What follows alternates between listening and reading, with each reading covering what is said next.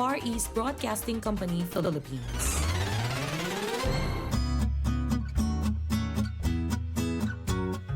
Uy, Mare, di ka maniniwala. Naalala mo si Aling Maria? Yung kapitbahay natin? Yung nakatrabaho sa Saudi? Oo, kumusta na siya? Wala na akong balita sa kanya eh. Naku, kakauwi lang niya last week. Tapos sabi niya, may kilala siyang recruiter. Sabi pa nga niya, kung gusto daw nating mag-abroad, pwede niya tayong tulungan. Mabilis makakaalis, walang poproblemahin, at maaahon natin sa kahirapan ang pamilya natin. Talaga ba? Pangarap ko talagang kumita ng dollars para sa pamilya ko eh. Sigurado kang matutulungan tayo nitong recruiter ha? Sigurado yan. Binigay na ni Aling Maria sa akin ang contact number ni Madam. Siya yung recruiter. Okay talaga to si Madam kasi mabait daw at maraming koneksyon sa Saudi at Dubai. Sandali lang. Pag-isipan natin itong mabuti. Nasabi ba ni Aling Maria ang detalye ng trabaho, kontrata at mga babayaran bago aalis? Alam niyo naman, maraming mga illegal recruiter. Baka, imbis na magandang buhay para sa pamilya, ay trahedya ang maging bunga nito. Ang nega mo naman. Sure ako dito. Okay na to. Wait lang. Huwag makontento sa okay na to, lalo na kung tungkol sa pagtatrabaho abroad. Alamin ang tabang proseso ng pag-abroad. Huwag basta maniwala sa mga pangako para hindi maging biktima ng illegal recruitment at human trafficking. Protect yourself, protect your family, and protect your future. Bago maniwala sa nagsasabing okay na to, bumisita sa Department of Migrant Workers o DMW para sigurado ka. Bisitahin ang kanilang official website o tumawag sa kanilang hotline. Your safety and your future are worth more than empty promises. Don't take the risk, be informed, be safe. Ang paalalang ito ay hatid ng Department of Migrant Workers Region 9 at ng 1116 DXAS, your community radio.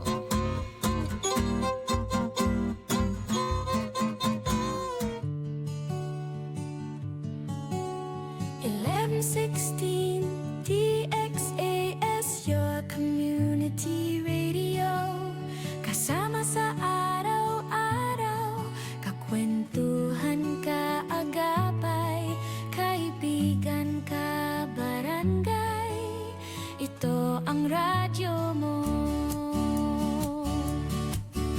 1116 DXAS, your community radio.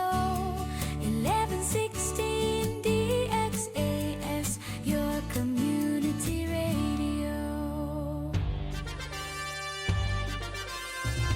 Kayo ay nakikinig sa 1116 DXAS, your community radio, kasapi sa kapisanan ng mga broadcaster ng Pilipinas.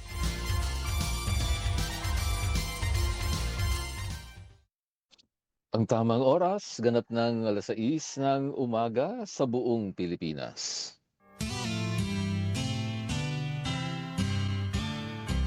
May harding mapananalanginan, doon si Jesus naghihintay. O kay inam ng panalangin ang hardin, doon kay gandang manalangin. Tayong natulog sa luklukan ng Diyos sa hardin ng pananalangin. Mapagpalang araw pong muli sa lahat ng ating mga minamahal na kaibigan at ating mga tagapakinig. Kayo po ay patuloy na sumusubaybay dito sa ating programang Hardin ng Panalangin. Ako pong muli ang inyong kaibigang hardinero, Pastor Eman Aquino, na nagsasabing, every gising is a blessing. Masaya po akong muling makasalo kayo ngayong umaga sa ating pananalangin at siyempre tayo'y muling mapalakas ng Diyos sa kanyang makapangyarihang mga salita na siyang bumabago ng ating buhay. Halina kayo mga kaibigan, wag na po nating pagtagalin. Magsimula na po tayo sa pagbubulay sa mga salita ng Diyos.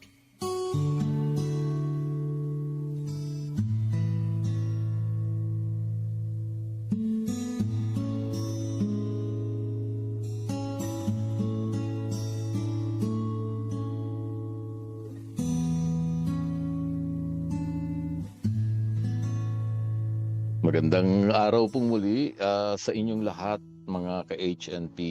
Maligayang pakikinig pong muli dito sa ating hardin ng panalangin. At dito nga ay pansamantala po nating ititigil ang ingay ng mundo na ginagalawan natin ngayon upang makinig tayong tuloy-tuloy sa pangungusap ng ating Panginoon. Napakahalaga po nito bago po tayo sama-samang manalangin. Ang tanong ko lang lagi sa inyo ay, kumusta po ang inyong puso ngayong araw? Marahil ang iba sa inyo ay pagod. Ang iba naman ay puno ng pag-asa. No? Ngunit may isang karanasan na madalas tayong lahat ay nahihirapan. Pare-pareho tayo rito. Nahihirapan tayo. At yan ang paghihintay. Paghihintay. Ngayong umaga, ang ating short reflection ay pinamagatang The Art of Waiting. The Art of Waiting, ang sining ng paghihintay. At ang text natin sa banal na kasulatan ay sa aklat ng Isaiah chapter 40. Chapter 40 verse 31.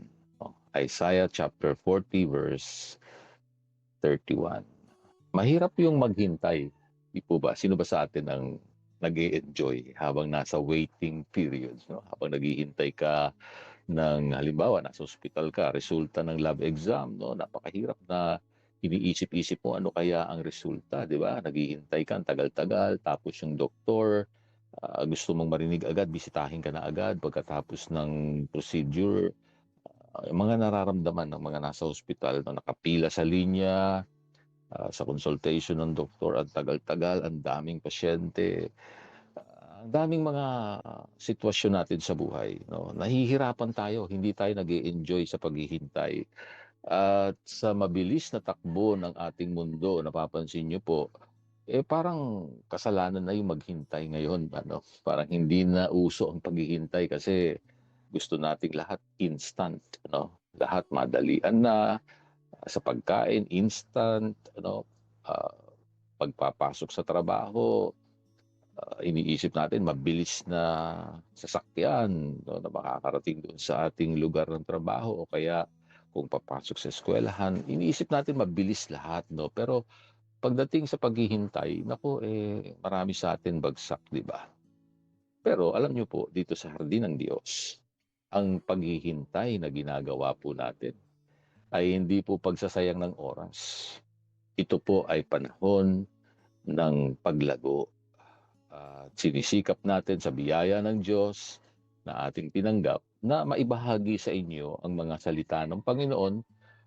Mula nang nagsimula ang buwan ng Abril ay nakafocus tayo doon sa paghihintay, pagtitiwala, at kahit ano pa man ang mangyari, mananatili pa rin siyang Diyos sa ating buhay. Walang ibang Diyos nating sasambahin. Lahat po ng yan, no, ay pinagsasama-sama natin para magbigay ng encouragement, no, sa bawat isa sa atin, lalo na ngayon ay nahaharap tayo sa matinding paghihirap ng buhay. Well, gusto kong isipin po ninyo ngayong umaga. Ang isang buto na itinatanim sa lupa, no? Kapag nagtanim ka, hindi mo naman agad makikita ang bunga kinabukasan. Wala namang ganon, di ba? Sa katunayan, sa unang ilang araw siguro o ilang linggo, yung binhi na itinanim mo, yung buto, parang wala kang makikita o parang walang nangyayari, di ba? Halimbawa ay nagtanim ka ngayon, no? Tapos susunod na araw, hanggang sa susunod pang araw, parang walang nangyayari doon sa ginawa mo. At doon sa ilalim ng lupa, kung saan naroon ang buto, sigurado ko madilim na madilim, di ba? Sa lugar na yon at walang liwanag at malamig, no, doon sa lugar sa ilalim ng lupa at nakatago ang buto. Well, ganyan ko po tinitingnan yung ating mga panalangin sa Diyos. Minsan, minsan lang naman, hindi naman sa lahat ng oras. Ang pakiramdam natin ay itinanim tayo ng Diyos sa dilim. No, para bang, nagdarasal tayo para sa kagalingan ng mga may sakit. Gusto natin ay mawala na yung tinitiis nating sakit, no? Yung mahirap yung may karamdaman eh. Kaya gusto natin pag may sakit tayo, pwede lang Lord, pagalingin mo na kami ngayon na. No? Parang ganun ang pakiramdam natin pag tayo ay nagpe-pray. Nagpe-pray din tayo para sa mga trabaho. Gusto natin umangat ang sweldo, mag-increase, magkaroon ng promotion, pagpalain ng Diyos sa kumpanya, o saan ka man nagtatrabaho, saan ka mang lugar naroon, gusto mo, pinagpe-pray natin na pagpalain ka ng Panginoon, di ba? O yung negosyo na ginagawa mo ngayon, pinagpe-pray natin, Lord, mag-prosper. Padalhan mo ako ng maraming kliyente at customer, O kaya naman, nagpe-pray din tayo para sa pagbabago ng isang mahal sa buhay, no? Mga mahal natin sa buhay, na alam natin na hindi pa niya lubusang kilala ang Panginoong Hesus at mahalagang siya ay makakilala kay Hesus at maligtas, no, ang kanyang kaluluwa. Magkaroon ng katiyakan ng kaligtasan o ng buhay na walang hanggan at tanggapin niya yung kapatawaran ng ating mga kasalanan na ibinigay ni Hesus nung inialay ang kanyang buhay doon sa kruso. Gusto natin, pinagpipray natin, Lord, nawa ay makatagpo ka ng aking kapatid o aking mga magulang, o aking mga anak, o aming pamilya, o mga kapitbahay, kamag-anak, lahat-lahat na pinagpe-pray mo para magkaroon ng pagbabago, makilala si Jesus. Pero ang sagot, minsan ang sagot ay maghintay ka. Maghintay ka. Sabi sa Isaiah chapter 40 verse 31, ngunit silang naghihintay sa Panginoon ay magbabago ng kanilang lakas. Sila'y papailan lang na may mga pakpak na parang mga agila. Sila'y tatakbo at hindi mapapagod. Sila'y lalakad at hindi manghihina. Alam niyo, ang paghihintay sa Diyos ay hindi passive o yun bang nakatunganga ka lang, no? Hindi po ganun yung paghihintay. Habang ang buto ay nasa ilalim ng lupa, doon po lumalabas ang mga ugat. Kung walang malalim na ugat, hindi po kakayanin ng puno ang bagyo pagdating ng panahon. Tandaan niyo po ito mga ka-HNP. Ang paghihintay mo ngayon ang nagpapatibay sa iyong ugat para sa biyayang darating. Tandaan po natin yon. Ang paghihintay mo ngayon ang nagpapatibay sa iyong ugat para sa biyayang darating. Alam niyo, maraming tao ang natatakot sa katahimikan ng Diyos. Yun bang parang akala natin, kapag tahimik si Lord, yun bang parang tahimik lang na walang ginagawa, hindi kumikilos sa ating panalangin? Para bang sinasabi natin, hindi siguro siya nakikinig sa atin, o baka hindi niya pinapakinggan yung aking prayer. No? Ganun kaagad ang takbo ng isip natin. Pero alam nyo, tandaan natin to ang teacher sa eskwelahan, example, o may mga nakikinig sa atin ngayon na mga active pa sa pagtuturo, o yung iba retired teachers. No? Di ba ang teacher ay laging tahimik kapag may exam? Nakakita na ba kayo nang nagbigay ng exam ang teacher sa kanyang mga estudyante, tapos walang tigil si teacher ng kasasalita sa harapan, nag-i-exam ang estudyante? Tahimik yung teacher, di ba? Kapag nag-i-exam ang mga estudyante. Ganon din ang Diyos. Sa mga panahong tayo ay pinadadaan ng Panginoon sa paghihintay, mapapansin mo parang hindi ibinibigay ng Diyos yung aking hinihingi. Tahimik man siya. Hindi ko makita ang sagot niya. Now, ang tanong, bakit po tayo pinaghihintay ng Panginoon? Yun ang magandang tanong. Number one, para ihanda ang ating karakter. Para ihanda ang ating karakter. O para ayusin o hubugin ang ating karakter at maging katulad ni Jesus. Ganun po yung talagang layunin ng Diyos sa atin. Minsan kasi ibinibigay ng Diyos ang hinihingi natin kapag handa na ang ating puso. Nahawakan ito ng may kababaang loob. Bibigyan ko ng diin yung kababaang loob. Humility. Yan po yung importante sa Diyos. O mahalaga yan sa Diyos. Na makitang ang puso natin ay hindi magmamalaki o walang pagmamalaki na kung saan para bang ayaw ng Diyos yung katulad ng mga batang tinatawag na spoiled brat o yung tao na lahat ng gusto nakuha niya nung bata pa siya, kaya ayun, lumaking spoiled brat, sabi ng marami. Yun bang may pride na demanding, hindi po pwede yung lahat na lang nang hihingin mo sa Diyos. Bigla na lang niyang ibibigay sa iyo. Kasi ang tinitingnan ng Diyos palagi pag humihingi ka, yung puso mo. Handa na bang magbaba ng sarili ang bawat isa? Wala bang pagmamataas? O baka pag ibinigay niya, bigla na lang lumaki ang ulo natin, at maging masyado na tayong masyado mataas na ang tingin natin sa ating sarili o super spiritual na para bang sasabihin mo, o kita mo lahat ng pinagpe-pray ko, sinasagot ng Diyos. Kasi magaling ka o malapit ka talaga sa Diyos o napaka-spiritual mo. Hindi, ang ayaw ng Diyos yung pride. Di ba?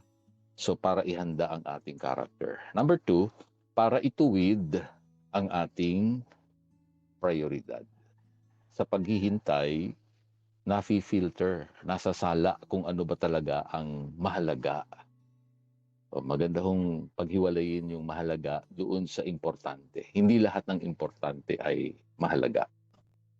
Well, halimbawa ay mahalaga na o importante sa panahon natin ngayon magkaroon ka ng sasakyan. Gusto mo magkaroon ka ng sasakyan para mabilis ang iyong pagkilos. Pero ang tanong, mahalaga na ba yan? O urgent ba? Kailangan na ba? Hindi ka na ba mabubuhay kung walang sasakyan? Di ba? O kaya ay importante na merong aircon kasi mainit ang panahon. Ang tanong, urgent ba? Mahalaga na ba? So, itinutuwid ng Diyos yung ating prioridad, kaya merong paghihintay kapag tayo ay lumalapit sa Kanya at nananalangin. Number 3, para ipakita ang Kanyang kapangyarihan. Kapangyarihan ng Diyos ay nahahayag kapag dumating ang sagot sa tamang panahon, sa tamang panahon, o yung tinatawag nating kairos ng Diyos. Dalawa kasi yung translation sa Griego ng time or season or panahon. Ginagamit yung salitang chronos doon sa mga set time, like yung oras natin araw-araw, 24 hours. Meron ding kairos na tinatawag yung tinakdang panahon, appointed time. Yan, sa ating mga panalangin, ganyan yung plano ng Diyos, ganyan yung ginagawa niya, appointed time. Pinapakita niya yung kanyang kapangyarihan at doon sa puntong yon, alam natin agad na hindi ito gawa natin, hindi dahil magaling tayo, hindi dahil prayerful tayo o powerful tayo, kundi gawa ito ng Diyos. At nahahumble ka pag gumagawa ang Diyos.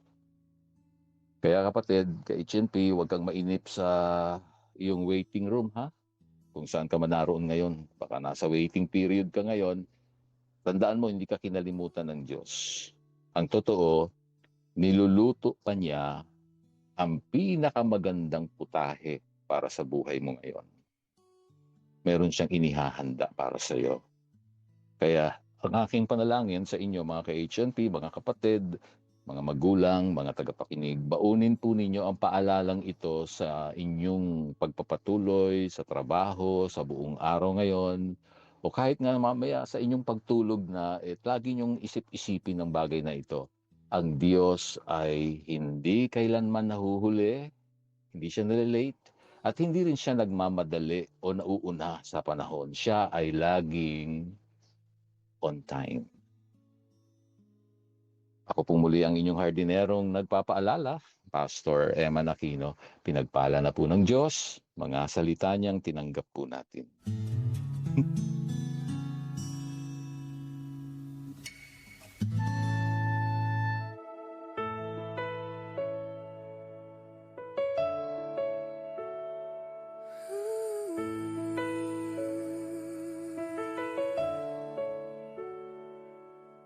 Magandang umaga, o Panginoon naming dakila.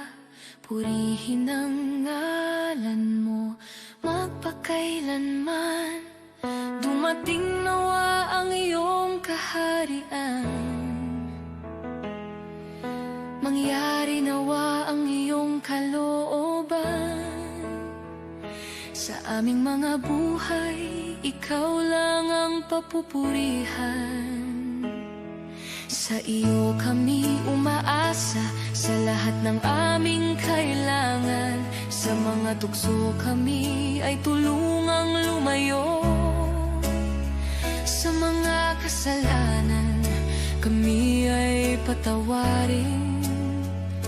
At patawarin namin ang nagkasala sa amin. Sa araw-araw ay ikaw lang ang susundin. O Ama namin, narito ang aming dalangin. Kami ay iyong dinggin, kami ay katagpuin sa hardin ng panalangin.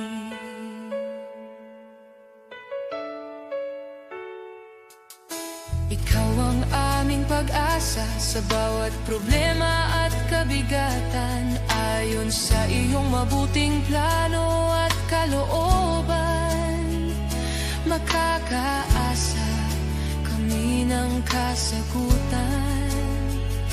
At bibigyan ng kalakasan at kagalakan. O Ama namin, narito ang aming dalangin. Kami ay iyong dinggin, kami ay katagpuin sa hardin ng panalangin. O Ama namin, narito ang aming dalangin. Kami ay iyong dinggin, kami ay katagpuin sa hardin ng panalangin.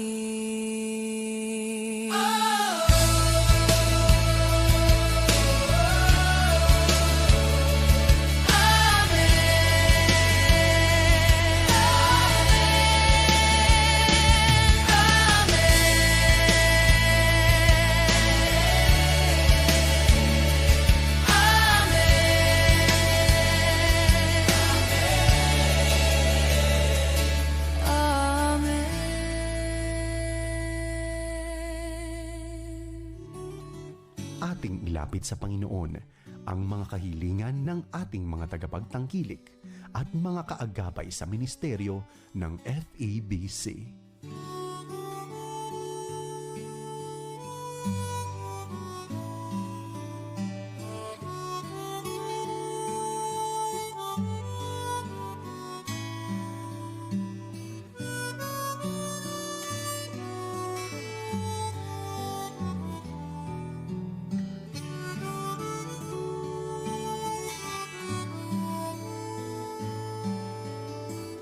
Kayo po ay patuloy na nakikinig dito sa ating programang Hardin ng Panalangin at dito nga dinadala natin ang ating mga kahilingan sa presensya ng ating Diyos. Sama-sama po tayong lumapit sa Kanya at tayo ay manalangin.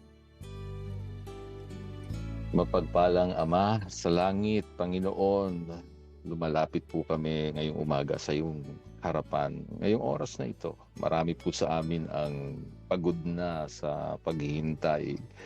May mga pusong nagtatanong, hanggang kailan pa, Panginoon? Hanggang kailan ba ito, Lord? Hanggang kailan ba itong paghihirap namin? Well, idinadalangin ko po ang aming mga kapatid na nakikinig ngayon na nawawalan na ng pag-asa. Iparamdam niyo po nawa sa kanila na sa gitna ng katahimikan, ikaw ay kumikilos. May ginagawa ka, O Diyos. Kung minsan di lang namin nakikita siguro, pero never kang hindi gumagalaw. Kumikilos ka sa lahat ng oras. At dalangin po namin, bigyan mo kami ng kapayapaan na hindi po kayang ibigay ng mundong ito at wala talaga sa mundong ito.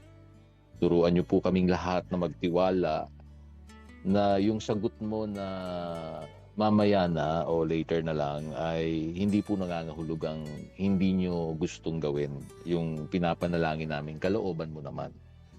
Kaya patatagin mo yung aming mga ugat sa pananampalataya, baguhin mo yung aming mga karakter, nawa ay matutunan namin at piliin naming magpakumbaba sa lahat ng oras. Salamat dahil ang iyong mga plano ay laging para sa aming ikabubuti at hindi po sa aming ikasasama. Tinataas ko po sa inyo ngayong umaga. Patuloy po ang kalagayan ni Arthur Buendia. Panalangin kong patuloy mo siyang bigyan ng lakas, kalusugan sa kanyang pisikal na katawan. Kasama na rin si Kuya Ador Malapitan. Pagpalain niyo po siya, Panginoon. Salamat din sa pamilyang Bonyog, kay Ma'am Agnes. Ang pagpapala mo'y dumaloy sa kanila. Kay Ate Baby Adriano sa kanyang tuhod na nananakit pa rin. At sa kanyang mga apo, si Anwil Matan Palencia.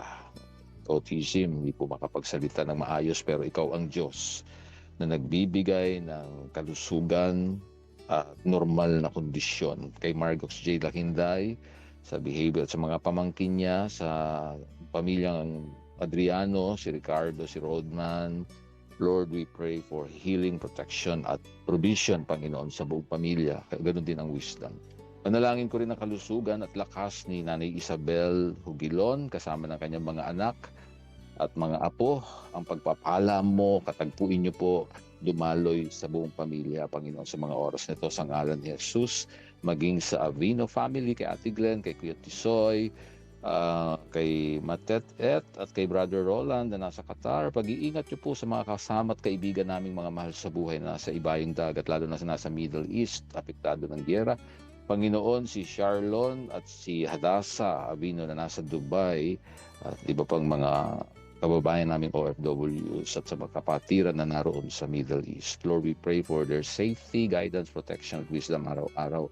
Kasama rin dito, pinapanalangin ko si Nanay Zenny, Lord, yung recovery po sa kanyang tuhod na namamaga dahil nadapa sa kanyang lalakad. Tulungan mo siya, alalayan niyo po siya. Mahal namin si Nanay Jenny. Panginoon, dalangin kong makatagpo siya ng isang doktor na titingin sa kanya ng maayos at dalangin namin walang anumang mas malala pang pinsala sa kanyang tuhod at sa kanyang buto.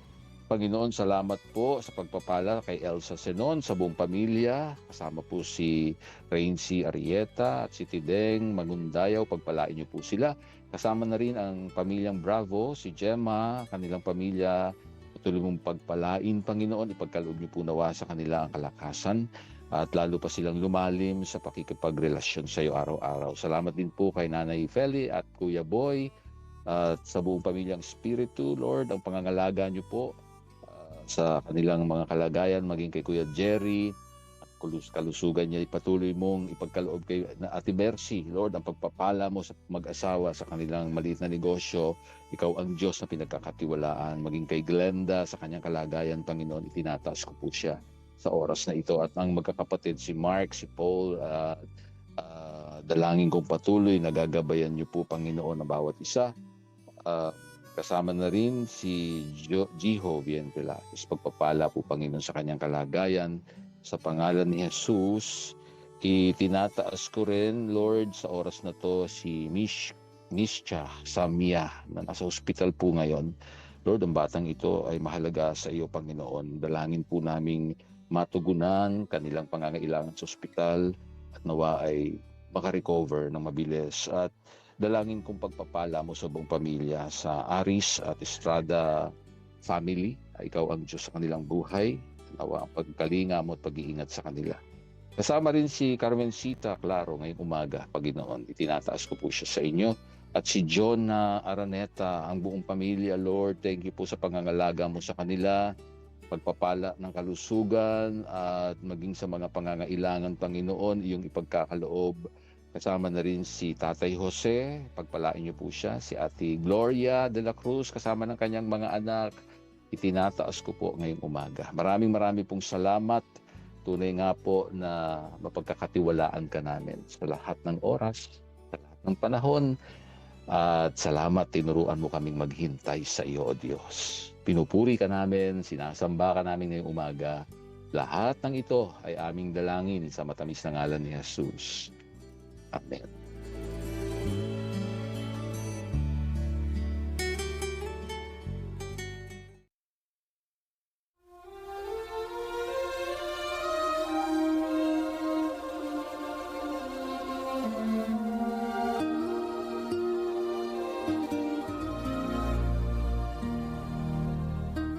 Kagalakan ko po ang maging lingkod ng Diyos sa inyong buhay dito pa rin sa Himpilang 1116 DXAS, your community radio.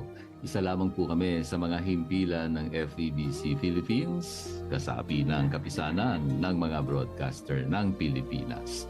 Kung nangangailangan po kayo ng panalangin at pagbisita sa inyong bahay, maaari nyo pong ipadala ang inyong mensahe sa mobile number 0917-125-8201. Hanggang sa susunod pong muli, sa parehong oras at hinimpilan pa rin, maraming salamat sa inyong pakikinig at maraming salamat kay Rolando Alfonso at Romel Paulino na umaalalay sa atin sa bawat umaga. Ako po ang inyong hardinero, Pastor Eman Aquino. Paalala po muli, sa lahat ng ating ginagawa, luwalhatiin natin ang Diyos.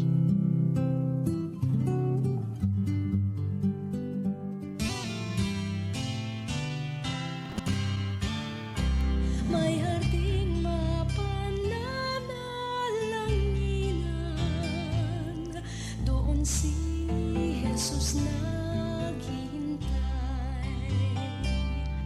O kay inam ng panalangin ang harding, doon kay gandang manalangin. Tayong natulog sa luklukan ng Diyos sa harding ng pananalangin. O kay sarap ng lumapit sa banal niyang harapan, at ang ganap na pag-ibig ay ating makakamtan. Ilaan pangako niyang kalooban. Tayo na't manalangin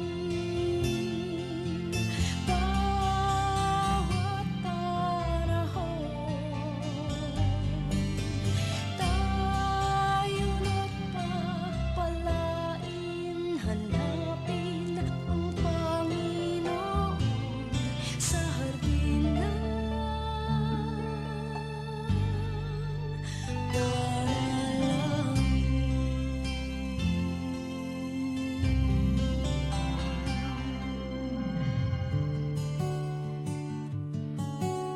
1116 DXAS, your community radio. Kasama sa araw-araw, kakwentuhan, kaagapay, kaibigan ka. Radio, narito ang bagong araw. Tunghayan ang mga pangyayari sa loob at labas ng bansa